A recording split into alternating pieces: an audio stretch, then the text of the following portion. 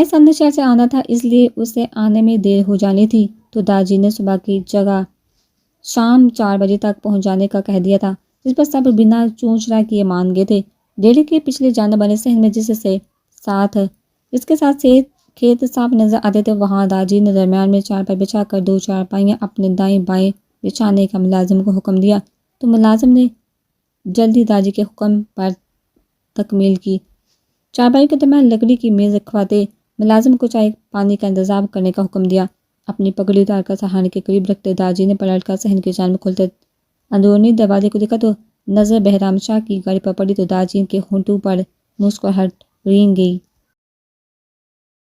بہرام شاہ ہمیشہ سے وقت کا پابند تھا، وہ ہر چیز ترتیب سے لے کر چلنے والوں میں سے تھا۔ اس کا ماننا تھا کہ اصول توڑنا بہادری کی بات نہیں، بلکہ اصول پر قائم رہنا بہادری کی بات ہے۔ وہ وقت کی قدر کرتا تھا، اس کی یہی باتیں اسے باقی سے سب منفرد اور خاص بناتی تھی۔ بہرام شاہ کو سفید رنگ کے کرتا شلوار کے ساتھ بوڑھی اجرک کندھوں پر لیے بالوں میں ہاتھ پھیرتے تیزی سے صحن کی جانب آتے دیکھ داجی نے مسکراتے ہوئے چہرے کا رخ سامنے کیا۔ السلام علیکم داجی، کیسے ہیں آپ؟ داجی کے سامنے سر جھکاتے سینے پر ہاتھ رکھتے سلام کیا، تو داجی کے ہونٹوں پر مسکراہٹ رینگ گئی۔ بہرام شاہ کے سر پر پیار دیتے اسلام کا جواب دیا اور اپنے بائیں جانب پڑی چارپائی پر بیٹھنے کا اشارہ کیا، تو بہرام شاہ سر کو ہم دیتا بیٹھ گیا۔ ابھی شش و پنج میں مبتلا ہی تھا کہ کیا بات کرے کہ نزدیک سامنے سے آتے زرغام اور چھوٹے ہارن پر گئی تو سکون کی سانس آئی۔ وہ جتنا بھی سمجھدار یا بات سنبھالنے کا ہنر رکھتا تھا، لیکن داجی کے ساتھ یا ان کے سامنے کیا بات کرنی ہے وہ بری طرح کنفیوز ہو رہا تھا، اور یہ شاید اس وجہ سے تھا کہ وہ جانتا تھا کہ داجی رشتے کے متعلق بات کرنے والے ہیں۔ ماں نے بھی سفید کرتا شلوار کے ساتھ گرے اجرک کندھوں پر لے رکھی تھی، جبکہ ارمان خان بلو جینز کے ساتھ وائٹ شرٹ پہنے ہوئے تھا۔ کل وہ عقیدت کے ساتھ بہت خوبصورت وقت گزار کر آیا تھا۔ اس کا ارادہ تو تھا وہ عقیدت اور اس کے درمیان حال سبھی پردے گرا دے، مگر یہ ظالم سماج تو اس کی گولڈن نائٹ کا دشمن بنا ہوا تھا۔ ڈیری سے آتی کال کو سنتے وہ سخت بدمزہ ہوتے وہاں سے واپس آیا تھا، اور عقیدت کو حویلی چھوڑنے کے بعد وہ رات گئے لوٹا تھا، تب تک وہ سو چکی تھی اور صبح سے زرغام پنچایت کے معاملات دیکھنے میں مصروف تھا۔ اور پھر جمعے کے بعد وہ امام صاحب کے پاس بیٹھ گیا، اور وہاں سے وہ ڈیری کے لیے نکلا تو راستے میں ارمغان خان مل گیا، تو اسے ساتھ لیتے وہ ڈیرے آ گیا۔ اس سب کے دوران وہ ایک بار بھی عقیدت کو دیکھ نہیں پایا تھا۔ داجی کا حکم ضرور نہ ہوتا تو وہ اس وقت حویلی جا کر باقی کا وقت عقیدت کے ساتھ گزارنے کا ارادہ رکھتا تھا۔ السلام علیکم داجی، داجی سے پیار لیتے وہ دونوں بہرام شاہ کی جانب متوجہ ہوئے۔ السلام علیکم، کیسے ہو یار؟ تم تو گاؤں نظر ہی نہیں آتے، زرغام خان نے بہرام شاہ سے بغل گیر ہوتے ہوئے کہا، تو بہرام شاہ کا مدم قحط کا گونجا، بھئی تم نے میرا رائٹ ہینڈ اپنے پاس چھپا کر جو رکھ لیا، ذمہ داریاں بڑھ گئی ہیں میری، تو آنا ذرا مشکل ہوتا ہے، بہرام شاہ نے مسکرا کر جواب دیا، تو زرغام خان نے مسکرا کر سمجھنے کے انداز میں سر ہلائے اور بہرام شاہ کے سامنے پلنگ پر بیٹھ گیا۔ السلام علیکم، کیسے ہیں لالا آپ؟ ارمغان خان نے آگے بڑھ کر بہرام شاہ سے بغل گیر ہوتے ہوئے کہا، تو بہرام شاہ نے مسکرا کر ارمغان خان کے بالوں میں ہاتھ پھیرا۔ وعلیکم السلام، ہم تو ٹھیک ہے، تم کیسے ہو چھوٹے خان؟ سننے میں آیا کہ تمہاری شکایتیں آنا کم ہو گئی ہیں، سب خیریت ہے نا؟ بہرام شاہ کے سوال پر ارمغان خان نے بالوں میں ہاتھ پھیرتے نفی میں سر ہلایا، تو بہرام شاہ نے مسکرا کر اسے اپنے ساتھ بٹھایا، تو زرغام خان نے ابرو اچکا کر ارمغان خان کی فرما برداری دیکھی، کیونکہ پہلے وہ کہیں بھی جاتے تو ارمغان خان کی یہی ضد ہوتی کہ وہ زرغام خان کے ساتھ ہی بیٹھے گا، پھر چاہے کوئی کچھ بھی کر لیتا وہ اپنی ضد منوا کر ہی چھوڑتا تھا۔ زرغام خان کے گھنے پر چہرے پر معصومیت تعلیقتیں آنکھیں بڑبڑاتے ہوئے کندھے اچکائے، تو زرغام خان نے بمشکل اپنی مسکراہٹ چھپائی۔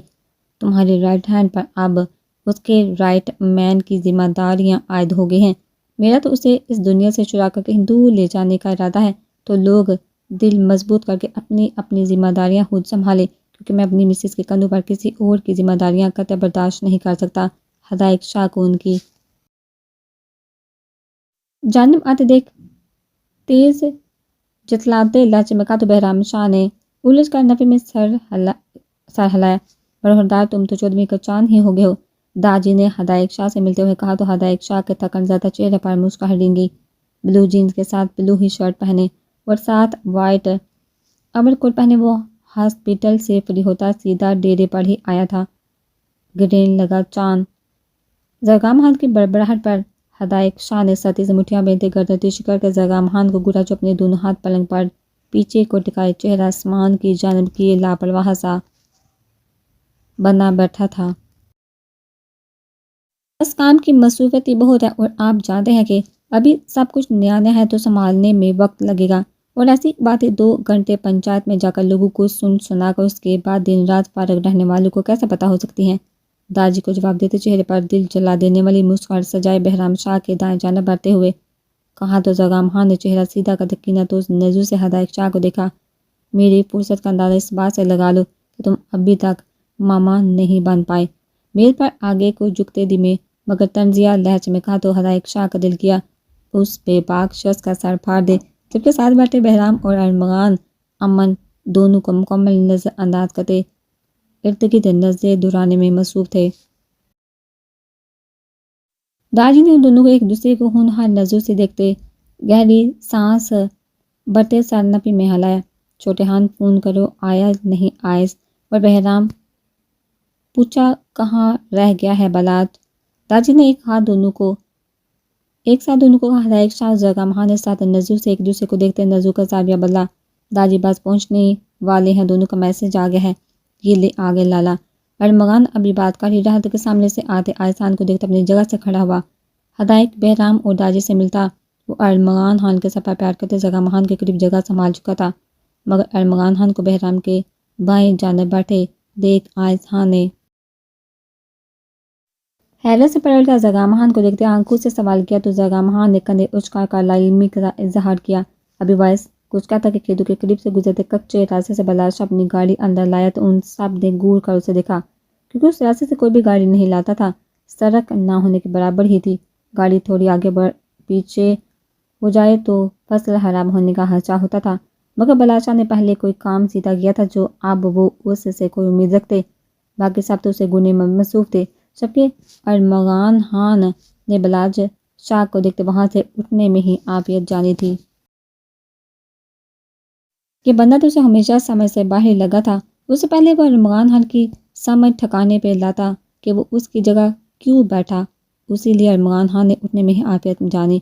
ارمغان آج کو ہاتھ سے سائڈ پر کرتا دونوں کے درمیان بیٹھا تو زغام خان نے گور کر، جبکہ آئس خان نے شک بڑی نظروں سے ارمغان خان کو دیکھا، جس پر چھوٹے خان نے بدتمیزی کی نمائش کی۔ مجھے اندازہ نہیں تھا کہ میری موجودگی اس قدر اہم ہے کہ ابھی تک بات کا آغاز ہی نہیں کیا گیا۔ داجی زغام اور ارمغان خان سے ملنے کے بعد بہرام کے بائیں جانب جگہ سنبھالتے ہوئے کہا تو آئس خان نے ابروج کا طنزیہ نظروں سے بلاشہ کو دیکھا۔ اہمیت کی بات نہیں، بس داجی یہاں ہمارے پاس اتنا فضول کا وقت نہیں کہ ایک بات دوبارہ سے دہرائیں۔ مسکراتے ہوئے طنز کیا تو بہرام شاہ گلا کھنگارتے ان دونوں سے اپنی نظریں ہٹا کر زغام خان کی جانب دیکھا، مگر زغام خان اور ہدایت کو بھوکے شیروں کی طرح ایک دوسرے کو گھورتے دیکھ فوراً نظروں کا زاویہ بدلا، کیونکہ اس وقت وہ صرف اپنی شادی کی بات کرنا چاہتا تھا۔ ان چاروں میں پڑھ کر وہ کوئی بربادی نہیں چاہتا تھا۔ اب تمہارے ساتھ ایسا سلوک رہ چکا تو میں کیا کہہ سکتا ہوں، صرف افسوس ہی کر کے تمہارے دکھ میں شریک ہو سکتا ہوں۔ چبڑے بینچے دو بدو جواب دیا تو ارمغان خان کو اپنی دال گلنے کے آثار نہ ہونے کے برابر ہی دکھنے لگے۔ میں نے تم سب کو اپنے فیصلے سے آگاہ کرنے کے لیے بلایا ہے نا، کہ ایک دوسرے کو نظروں سے کھا جانے کے لیے۔ داجی کے ساتھ لہجے پر ان چاروں کے چہرے کے تاثرات پل میں نرم ہوئے تھے۔ کچھ دیر پہلے کی ہونہار شام نظروں میں پل میں نرمی اتری تھی، ہونٹوں پر نرم مسکراہٹ سجائے وہ سب داجی کی جانب چہرہ کرتے متوجہ ہوئے تھے۔ ان سب کی اتنی شرافت اور سعادت مندی پر داجی دل ہی دل میں اچ کر اٹھے تھے۔ حکم داجی، وہ سب بساتر یک زبان بولے تو داجی مسکرا دیے، جبکہ ان سب کے چہروں کے زاویے لمحے کے لیے پھر بدلے تھے۔ شبہ جانے میں نظروں سے ایک دوسرے کو دیکھتے وہ داج کی جانب متوجہ ہوئے۔ ہم نے فیصلہ کیا کہ ہدایت اور پلباشا کی رخصتی کے ساتھ امتثال کے فرض سے بھی سبکدوش ہو جائیں۔ امتثال بیٹیاں کے لیے ہم نے بہرام شاہ کا انتخاب کیا ہے۔ امید ہے تم سب کو اس بات پر کوئی اعتراض نہیں ہوگا۔ داجی کے دو ٹوک لہجے میں کہنے پر زغام اور آئس نے نظروں کا زاویہ بہرام شاہ کی جانب سر تا پیر اس کا بغور جائزہ لیا تو بہرام شاہ نے کنفیوز ہوتے چہرے کا رخ بدلنا چاہا، مگر دائیں جانب ہدایت شاہ کو خود کو گھوٹے پا کر تھٹپٹا کر بائیں جانب دیکھا تو بلال شاہ کو خاموش مگر سوالیہ نظروں سے اپنی جانب متوجہ دیکھ بہرام شاہ کو اپنا کسی خلائی مخلوق سا لگا۔ نظریں بلائے سے ہوتی منہ کھولے حیرت سے اپنی جانب دیکھتے چھوٹے خان بھاگ گئی۔ تو بہرام شاہ کو اپنے روبرو چہرے پر شک ہونے لگا۔ کیا یہ بات اتنی ناقابل یقین تھی کہ ان سب کی حیرت کم ہونے کا نام ہی نہیں لے رہی تھی؟ اگر امتسال خان خوبصورت تھی تو وہ بھی تو شہزادوں سے کم نہیں تھا، پھر وہ سب اس طرح سے کیوں دیکھ رہے تھے اسے؟ یہ بات بہرام شاہ صرف سوچ ہی سکا تھا، کہنے کی ہمت نہیں کر پایا تھا۔ گلہ کھنگاتے آگے ہو کر میز سے پانی کا گلاس اٹھا کر لبوں سے لگاتے ارد گرد نگاہ دوڑائے تو ان سب کو ابھی بھی خود کو مشکوک نظر سے دیکھتے پا کر گلاس میں اور پانی ڈالتے ہونٹوں سے لگا لیا۔ اگر تم لوگوں نے اس بیچارے کا ایکسا کا لیا ہو تو مجھے جواب بھی دے دو۔ داجی کی جنجلائی آواز پر سامنے چونکا ان کی جانب دیکھا، جبکہ بہرام شاہ نے سکون کا سانس لیا۔ ہمیں امتسال اور بہرام کے رشتے پر کوئی اعتراض نہیں، جیسا آپ کو بہتر لگے، مگر ہمیں امتسال سے اس کی مرضی پوچھ کر ہی کوئی حتمی فیصلہ کریں گے، اور اگر ہمیں کسی دوسری بات پر اعتراض ہوا بھی تو کیا کر سکتے ہیں؟ آپ فیصلہ تو کر چکے ہیں۔ داجی کو جواب دیتے آخر میں ہدایت شاہ پر نظر ٹکائے طنز کا تیر پھینکا تو ہدایت شاہ نے کچا چبا جانے والی نظروں سے زرگام خان کو دیکھا۔ امتسال سے ہم بات کر لیں گے، اور اہم بات یہ ہے کہ ہم ماضی کی کسی بات کو دہرانا نہیں چاہتے۔ اگر یہ نئے رشتے بنانے کا ہم فیصلہ لے رہے ہیں تو صرف نفرت کی دیوار کو گرانے کی خاطر۔ مگر ایک بات تم سب کان کھول کر سن لو، اگر اپنی آپس کی کسی بحث یا لڑائی میں بچی کو گھسیٹا تو پنچایت کے سامنے سزا بھی سنائی جائے گی، اور تم لوگوں کو کوئی حق نہیں ہوگا کہ وہ تم لوگوں کے نکاح میں رہیں۔ میاں بیوی کے آپس میں کئی اختلافات ہو جاتے ہیں، بیویاں روٹھ کر میکے بھی آ جاتی ہیں، مگر اس بات پر کہ میری بہن کے ساتھ تمہاری بھائی نے یہ کیا وہ کیا کر کے اپنی بیوی کو تکلیف دی، تو بھول جانا کہ ولی خان انہیں ایسے کم ظرفوں کے ساتھ رہنے دے گا۔ میاں بیوی کے معاملے میں کوئی دوسرا نہیں بولے گا، اور ان کی وجہ سے اپنا رشتہ بھی خراب نہیں کرے گا۔ سمجھ آ رہی ہے، یا جو تھی وہ بھی گوا چکے ہو؟ داجی کے ساتھ لہجے پر ان سب نے شرافت سے سارا اس بات میں ہلایا تھا، جبکہ نکاح میں نہ رہنے والی بات پر ان سب کے دل منہ کو آئے تھے۔ زرگام اور ہدایت نے تو بے چینی سے پہلو بدلا تھا۔ آئسہ نے ہونٹوں کا کنارہ دانتوں تلے دباتے سہتی سے مٹھیاں بینچی، آنکھوں کے سامنے ہوریا کی روئی روئی کان سی آنکھیں، تو دل بے سہتا دھڑکا تھا۔ ایسا کچھ نہیں ہوگا داجی، زرگام خان نے نظر جھکائے جواب دیا تو داجی نے ہنکارا بھرا۔ ہم آپ پر اتنا بھروسہ تو کر سکتے ہیں، وہ ہمارے نام سے منسوب ہماری عزتیں ہیں، ان کی عزت کرنا ہمارا فرض ہے۔ ہدایت شاہ کے کہنے پر داجی نے سر اس بات میں ہلایا۔ ہم خان ہیں داجی، کم ظرف نہیں ہو سکتے۔ ہم اپنے نام سے جڑی عورت کے لیے ڈال تو بن سکتے ہیں، مگر اسے کسی دشمنی میں مہرہ نہیں بنا سکتے۔ آئسان کے ساتھ لہجے پر داجی نے گہری سانس بھرتے بہرام شاہ کو دیکھا جو سر جھکائے بیٹھا تھا۔ یہی امید ہے تم لوگوں سے، صرف ان بچیوں کی نہیں، ہماری عزت بھی تم لوگوں کے ہاتھ میں ہے۔ ہمیں ان کے سامنے شرمندہ نہ کرنا، کل کو ہمارے سامنے شکوہ کرنے نہ آئیں کہ نفرت ختم کرنے کے لیے ہم نے انہیں ہی ختم کر ڈالا۔ اپنے سبھی معصوم پوتیاں نوازیاں تم لوگوں سے بھی عزیز تر ہیں، نظروں سے دور بھیجنے کا حوصلہ نہیں، اس لیے تم نالائقوں کے پلے باندھنے پر مجبور ہیں۔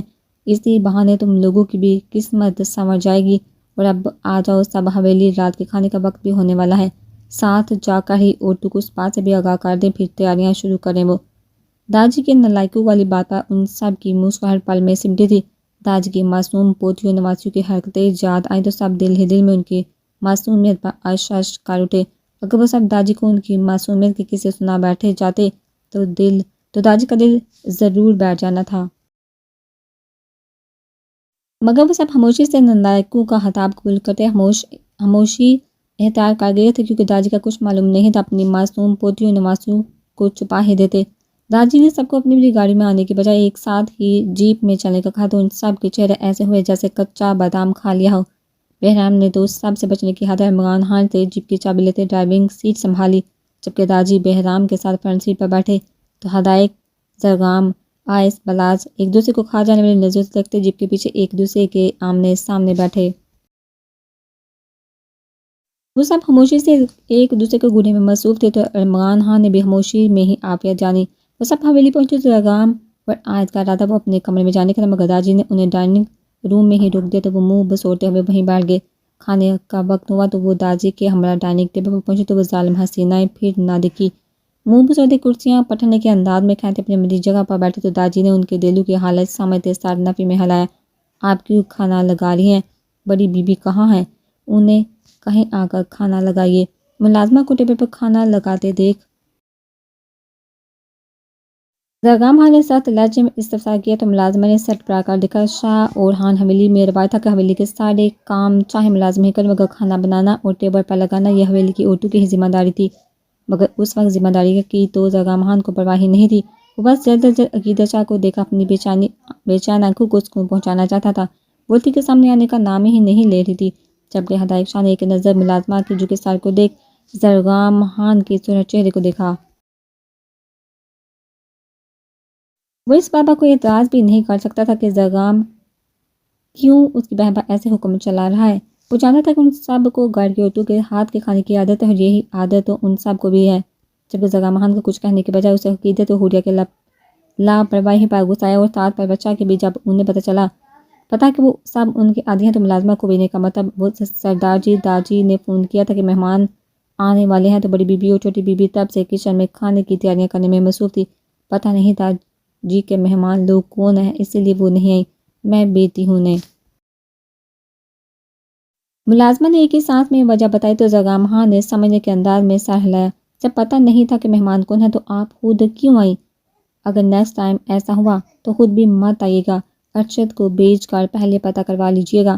ویسے اس کی ضرورت تو نہیں ہونی چاہیے، اپنی بیویوں کا بتا دیجیے گا کہ اگر کوئی غیر مرد ہوتا تو حویلی کے اندر داخل ہونے کی اجازت نہیں، کر جا کہ ہمارے ساتھ ہی غیر مردوں کے مردانہ خانے ہیں۔ عائشہ نے موبائل پر میسج ٹائپ کرتے ہوئے کہا تو ملازمہ نے سر اسباب میں ہلاتے وہاں سے دوڑ لگانے میں ہی عافیت جانی تھی۔